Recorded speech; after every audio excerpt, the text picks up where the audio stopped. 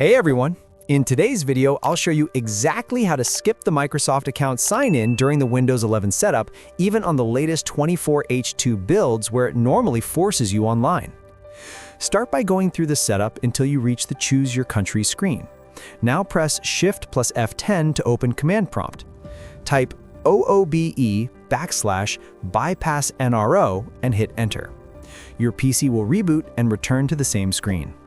Once you're back, press Shift plus F10 again and type ipconfig/release to disconnect your internet. Then close the window and continue with the setup. When you reach the Let's connect you to a network screen, just click I don't have internet, then choose Continue with limited setup. Now you'll see the offline account screen.